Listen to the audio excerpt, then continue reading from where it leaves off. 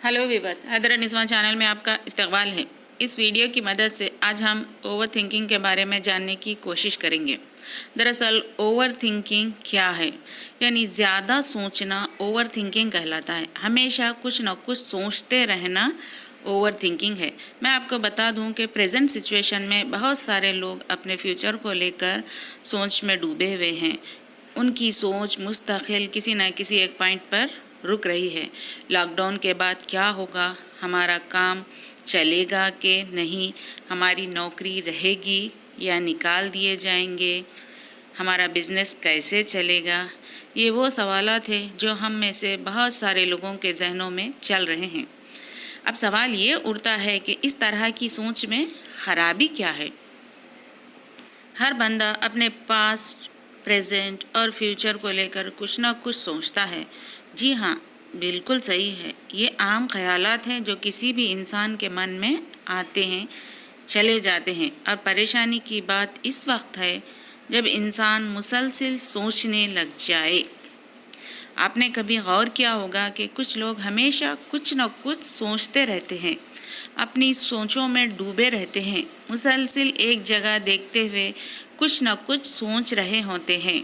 अपने आसपास क्या चल रहा है उन्हें इस बात से कोई मतलब नहीं होता, बस वो अपनी सोचों में मगन दुनिया से बेगाना हो जाते हैं। इसी हालत को ओवर थिंकिंग कहते हैं। बेवस अगर कोई ज़्यादा सोचता है, मुस्तकिल किसी सोच में डूबा रहता है, तो इस बंदे की इन सोचों की वजह से उसके काम ख़राब होने लगते हैं। अगर घर वालों के साथ रिश्ते ख़राब हो रहे हैं या उसके इन ख़यालात में डूबे रहने की आदत की वजह से दोस्तों और रिश्तेदारों से मिलने से वो कतरा रहा है, अपनी फैमिली को टाइम नहीं दे पा रहा है, या किसी हद तक अपनी फैमिली से मिलने जुलने से गुरेज भी कर रहा है, या किसी पार्टी में जाना हो, आपकी सोचने की आदत की वजह से ये मामला डिस्टर्ब होने लगे, तो समझ जाना चाहिए कि ये ओवर थिंकिंग की आदत है। मिसाल के तौर पर अगर आप अपनी पढ़ाई पर ध्यान ना दे पा रहे हैं, अपनी जिम्मेदारियों को पूरी नहीं कर पा रहे हैं इस सोचने की आदत की वजह से, तो ये ओवर थिंकिंग है। व्यूअर्स, मैं आपको ये बता दूं कि दरअसल ओवर थिंकिंग दो तरह की होती है, एक नॉर्मल और दूसरे अब नॉर्मल। ओवर थिंकिंग की वजह से रोज़मर्रा के काम तो डिस्टर्ब हो ही जाते हैं, तो अगर काम डिस्टर्ब हो रहे हैं तो ये प्रॉब्लमेटिक ओवर थिंकिंग है। ऐसे में हमारे दिमाग में जो सोच आते रहते हैं उनको मैनेज करने की ज़रूरत होती है।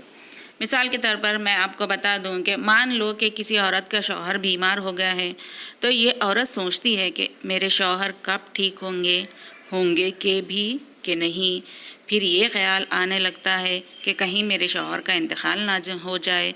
अगर ऐसा हुआ तो मेरा क्या होगा, मेरे बच्चों का क्या होगा, हमारी ज़रूरतें कौन पूरी करेगा, बच्चों की पढ़ाई का क्या होगा, बेटी की शादी कैसे होगी। ऐसे ख़यालात जब बार बार आने लगें और आप अपने आप को इन ख़यालात से फ्री ना कर सकें, तो ये ओवर थिंकिंग है जिसको मैनेज करने की ज़रूरत है।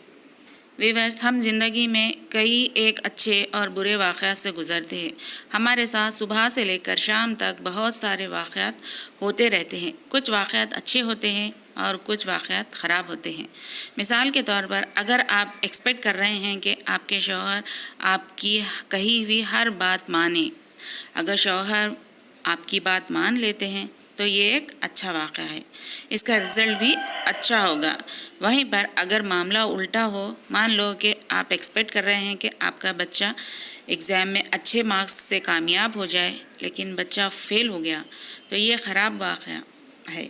मान लो कि आप एक्सपेक्ट कर रहे हैं कि आपके शौहर आपका कहना माने, लेकिन वो ऐसा नहीं करते, तो ऐसी सूरत में जहन में बहुत सारे सवालात आने लगे और सोचने लगते हैं, जैसा कि मेरे शौहर मेरी बात को वैल्यू नहीं दे रहे हैं, शायद उनके पास अब मेरी अहमियत नहीं रही होगी, कहीं उनकी ज़िंदगी में कोई दूसरी औरत तो नहीं आ गई, क्या मैं खूबसूरत नहीं लग रही हूँ,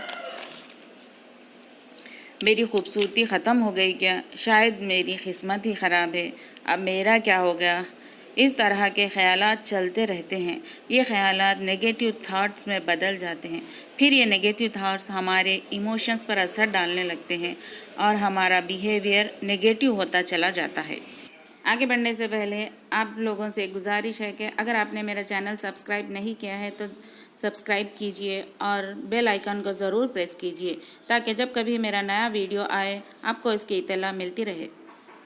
चलिए व्यूअर्स, आगे बढ़ते हैं। हमारी रोज़मर्रा की ज़िंदगी में कुछ ख़राब वाक़यात होते हैं। इन वाक़यात को लेकर हम ओवर थिंकिंग की बीमारी में मुब्तला हो जाते हैं और हमारा ये अक़ीदा होता है कि यानी इन वाक़यात के लेकर हमारा एक बिलीफ सिस्टम बनता चला जाता है। इस बिलीफ सिस्टम की वजह से हमारे ख़यालात भी डिसफंक्शनल होते जाते हैं। इसको मैं आपको एक मिसाल के ज़रिए समझाती हूँ कि मान लो कि एक लड़की का अपनी सास के बारे में ये बिलीव बन चुका है कि तमाम सांसें ख़तरनाक होती हैं। वो अपनी बहू को सताने के नए नए तरीक़े ढूंढती रहती हैं। अब इस हालत में अगर सास कुछ अच्छी बात भी कहे तो इस बहू के अपने बिलीव सिस्टम की वजह से इस बात को उल्टा ही लेगी। सास की पॉजिटिव और अच्छी बातें भी वो नेगेटिव तरीक़े से एक्सेप्ट करने लगेगी।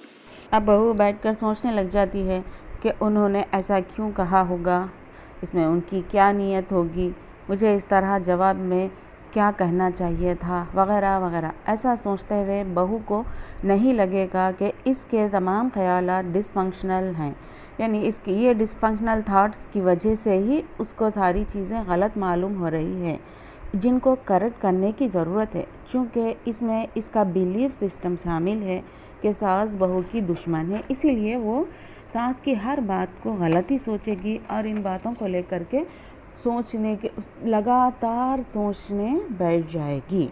ये एक ओवर थिंकिंग की अलामत है। बाज़ लोगों को अपने पास्ट को याद कर करके अफसोस करने की आदत हो जाती है। अगर कोई आदमी फाइनेंशियल प्रॉब्लम्स का शिकार हो जाए तो वो इस प्रॉब्लम को सॉल्व करने के बजाय सोचने लगता है कि काश मैं पढ़ा लिखा होता, काश मैंने वो नौकरी की होती, काश मैंने अपने बाप की बात मान ली होती, काश मैंने ऐसा किया होता, काश मैंने वैसा क्या होता तो आज ये दिन देखना ना पड़ता, मैं भी अमीर होता, मेरे पास भी पैसे होते। इस तरह सोचने से टाइम भी वेस्ट होगा और सोचने वाला दुखी भी होता चला जाएगा, क्योंकि पास्ट, इस बात को सोचने की ज़रूरत है कि पास्ट गुज़र चुका है, ये कई साल पहले गुज़र चुका है। जो होना था वो तो हो चुका, अब बैठकर सोचने रहने से क्या फ़ायदा है। अब तो इस प्रॉब्लम को सॉल्व करने के लिए एक्ट करने का वक्त आ चुका है। प्रॉब्लम को एहसन तरीक़े से, अच्छे तरीक़े से सॉल्व करने की ज़रूरत है, जिसको हम सॉल्यूशन सेंट्रिक थिंकिंग कहा जाता है, जिसमें मसले का हल ढूंढकर इसको हल करने की कोशिश की जाती है और ना कि बैठकर गुज़रे हुए वाक़यात पर अफसोस करते रहना। जो गुज़रे हुए वाक़यात पर बैठकर सिर्फ अफसोस करते रहते हैं उसे प्रॉब्लम सेंट्रिक थिंकिंग कहा जाता है। ओवर थिंकिंग की जांच एक इंसान खुद भी कर सकता है। माहिरीन साइकोलॉजिस्ट ने कुछ ऐसी निशानियां बताई हैं जिससे पता चलता है कि बंदा ओवर थिंकिंग यानी सोचने की बीमारी में मुब्तला है। इसकी निशानियां ये हैं, ये रात सोने से पहले सोचने की वजह से नींद नहीं आती, हत्ता कि अगर वो सो जाए तो भी उनका जहन जागता रहता है और कुछ न कुछ सोचता रहता है। ये तो थी एक अलामत। और ओवर थिंकिंग की बीमारी में मुब्तला लोग अपने पास्ट को ज़िंदा रखते हैं, हमेशा गुजरी हुई बातों पर सोचते रहते हैं और पास्ट में की गई गलतियों और कमियों के बारे में सोचते रहते हैं और फ्यूचर के बारे में उन्हें बहुत डर लगता रहता है, कहीं ऐसा ना हो जाए, कहीं वैसा ना हो जाए, वगैरह वगैरह। एक और बात, लोगों की बातों के कई माने निकालने की कोशिश करते हैं, इसने ऐसा क्यों कहा, उस बात का क्या मतलब है, वगैरह वगैरह वगैरह। एक और बात है कि लोगों से मुलाकात के बाद इस मुलाकात को लेकर ऐसा सोचने लगते हैं कि मुझे उस वक्त ऐसा कहना चाहिए था, मुझे उस वक्त ऐसा करना चाहिए था, मैंने ये गलती की है। ये तमाम चीज़ें ओवर थिंकिंग की निशानियां हैं। आइए देखते हैं कि आखिर इंसान ओवर थिंकिंग की बीमारी में किस वजह से मुब्तला होता है। यूँ तो ओवर थिंकिंग का शिकार बहुत सारे लोग होते हैं। आप लोग तो जानते ही हैं कि ज़िंदगी में इंसान को बेशुमार मसाइल का सामना होता है। अगर मसला हल करने के बजाय इस मसले के बारे में सोचना ओवर थिंकिंग की बीमारी में मुब्तला होना है। चूँकि हमें बचपन से बहुत कम ही सिखाया जाता है अगर कोई मसला सामने आ जाए तो उसको किस तरह हल करना चाहिए। हमें उस तरीक़े से हमें ट्रेंड ही नहीं किया जाता कि मसाइल को हल किया जाए, मसाइल को किस तरह हल किया जाए। अगर हालात ख़राब हो जाएं तो उसका कैसा मुकाबला किया जाए, ये हमको सिखाया ही नहीं जाता। इस नातजुर्बेकारी की वजह से हम मसला हल करने के बजाय मसले को लेकर सोचने बैठ जाते हैं। अब बाज़ लोग परफेक्ट काम करने के चक्कर में होते हैं। दरअसल इंसान को हकीकत पसंद होना चाहिए, क्योंकि ज़िंदगी में हर चीज़ परफेक्ट नहीं होती। परफेक्शन के चक्कर में भी इंसान ओवर थिंकिंग का शिकार हो जाता है। एक और बात विवश के हर चीज़ और हर काम को कंट्रोल करने की ख्वाहिश रखने वाला इंसान भी ओवर थिंकिंग का शिकार हो जाता है, जबकि हर इंसान की एक हद होती है और हद के मुताबिक ही काम उसके कंट्रोल में आ सकते हैं। इस बात को सीखने की ज़रूरत है कि इंसान हर चीज़ को कंट्रोल नहीं कर सकता।